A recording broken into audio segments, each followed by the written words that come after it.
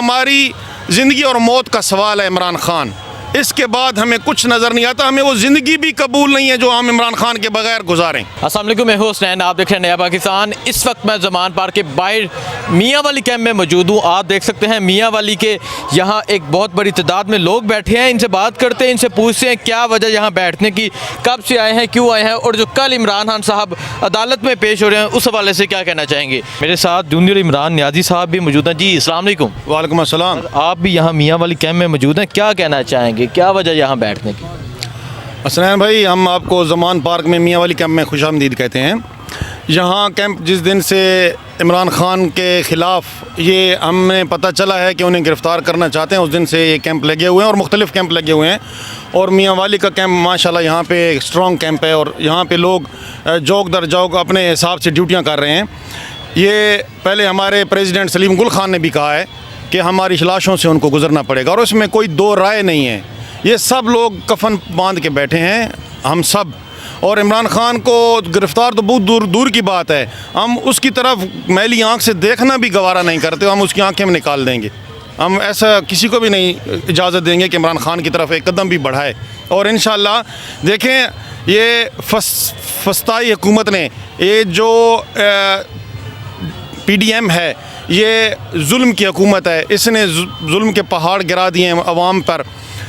नवाज़ शरीफ जो कि जब बाहर जा रहा था तो उसकी गारंटी मांगी गई थी कि नवाज़ शरीफ को अगर इधर इलाज किया गया या रोका गया तो मर गया तो उसका क्या बनेगा।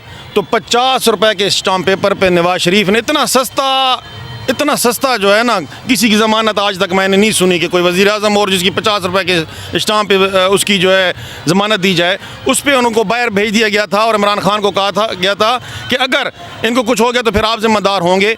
अभी कल इमरान खान जब पेश होंगे अदालत में, तो मैं ये हाई कोर्ट से सवाल करता हूँ कि अगर इमरान खान को, जैसे पहले उन पे गोलियां चलीं, अल्लाह ने उनको दोबारा नई ज़िंदगी दी, अगर इमरान खान को कुछ हो जाता है तो ये क्या हाई कोर्ट इसकी ज़िम्मेवारी उठाती है और इमरान खान हमें पूरा कर देगी?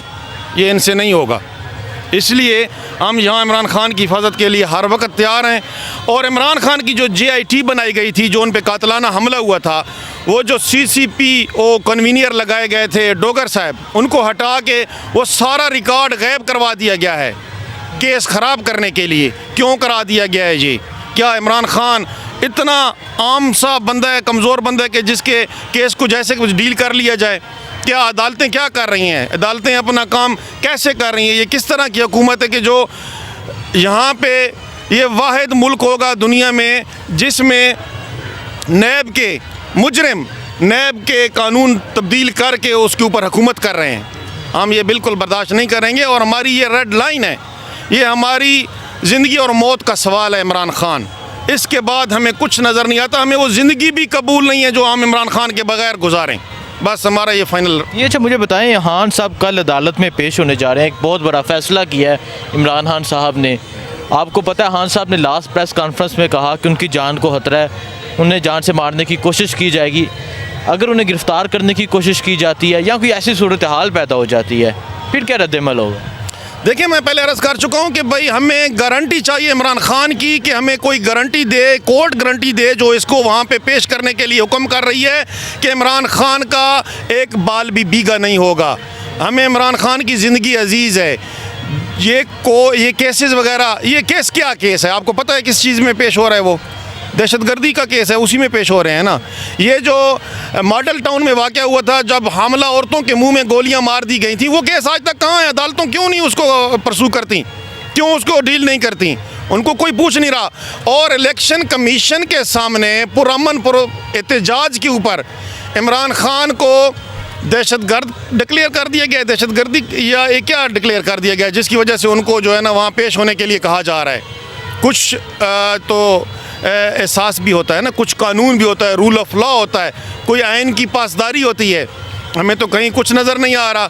इंतहाई फ्रस्ट्रेशन का शिकार है पूरी आवाम की। ये क्या हो रहा है जब एक हमारा लीडर पाकिस्तान का, जो कि उम्मत मुस्लिमा का लीडर है, जो कि UN में जाके नबी पाक सल्लल्लाहु अलैहि वसल्लम की हुर्मत की बात करता है, उसकी पाकिस्तान में इस लेवल पे उसकी तजलील की जा रही है। मेरे जैसा आम आदमी क्या सोच सकते हैं? हम क्या अपने लिए प्रोटेक्शन हासिल कर सकते हैं इन कोर्ट से? तो हमारा इन कोर्ट से सवाल है कि भाई हमें इंसाफ मुहैया किया जाए ना किया जाए, हमारे लीडर को इंसाफ मुहैया किया जाए। ठीक है। अच्छा नाई साहब, मुझे ये बताएं, जब ये हुकूमत आई थी, एक गरीब को सहूलियात देने आई थी, गरीब को रोज़गार देने आई थी, जो इनका दावा था, तजर्बाकार टीम थी इनके पास।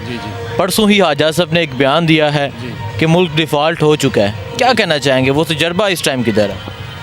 देखें कि एक इमरान खान जब हुकूमत में थे, वज़ीर आज़म थे, तो उस टाइम कहा जाता था कि ये इनकी नाअहली की वजह से ये ख़त्म हुई है हुकूमत, और ISPR का बयान आया था कि रुपया मजबूत हो रहा है, ये ऑन द रिकॉर्ड बात है, और ये स्टॉक एक्सचेंज मजबूत हो रही है। लेकिन वो स्टॉक एक्सचेंज कहाँ गई, वो रुपया कहाँ गया?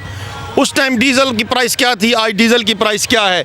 29 दिसंबर 2022 को एहसन साहब ने क्या नाम है उनका, एहसन इकबाल साहब ने कहा था कि जो पाकिस्तान के डिफ़ॉल्ट की बात करता है वो पाकिस्तान का मुजरिम है, गद्दार है वो, और वो दुश्मन है पाकिस्तान का।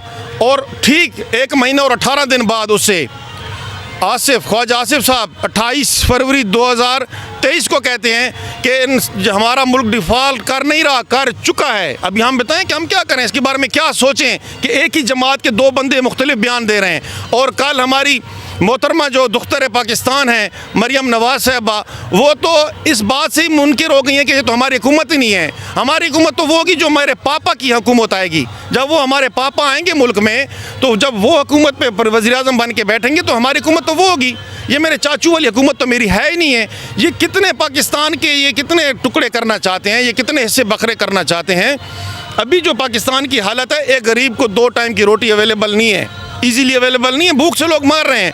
और इनकी याशियाँ देखें कि इनके मिनिस्टर, इनके मुशीर, वज़ीर कबीर, उनकी कुछ उनके तनख्वाहें देखें, उनके चौंचले देखें, उनकी याशियाँ देखें, वो ख़त्म ही नहीं हो रही, टैक्स बढ़ा देते हैं। ठीक है, बहुत शुक्रिया जी। सलीम गुल साहब, मुझे बताएं, मरियम नवाज़ ने आज पिंडी में खिताब करते हुए कहा कि राना सनाउल्लाह चाहें तो जब दिल जाएगा हम इमरान खान को गिरफ़्तार कर लेंगे। राना सनाउल्लाह को मैं दावत देता हूँ कि कज़ाफ़ी स्टेडियम में आके मेरे साथ एक कबड्डी का मैच खेल रहे हैं, जो जीत लिया मुस्तकबिल का फ़ैसला कर लेंगे। जी, आप क्या कहेंगे? जो आज पिंडी में प्रोग्राम हुआ है, इस पर उन्होंने कहा कि राना सनाउल्लाह जब चाहेंगे हम इमरान खान को गिरफ़्तार कर लेंगे। देखें, राना सनाउल्लाह उनके ज़र ख़रीद ग़ुलाम होंगे, ये वो कह सकती हैं, और मुझे नहीं पता वो किस अथॉरिटी से ये बात करती हैं। ना हमारी वज़ीर आज़म है, ना हमारी वो प्रेसिडेंट हैं, ना किसी, वो तो अपनी जमात की वो आई हैं, क्या नाम है उसको, चेयरपर्सन आई हैं, तो उसके ऊपर भी उसकी अपनी जमात के लोगों ने उसे बगावत कर ली है। हमने खान की सर्जरी दिखाई थी, वो जो बाहर से सर्जरी करा के आई है वो भी हमें सर्जरी दिखाए, पता चले ना कि वो बाकी सच बोलती है। ये देखें, बड़ा अजीब सा है। आप मीडिया वालों को तो इनके ऊपर बड़े क्वेश्चन करने चाहिए। इन्होंने 70 साल में पाकिस्तान के साथ किया क्या है? इमरान पाकिस्तान का लेजेंड है, फेम है। इमरान खान का सियासत में आने का मकसद कोई मफादात नहीं है। अल्लाह ने उसे पाकिस्तान की सियासत में आने से पहले इतना कुछ नवाजा है जो हमारी सोच में भी नहीं आता।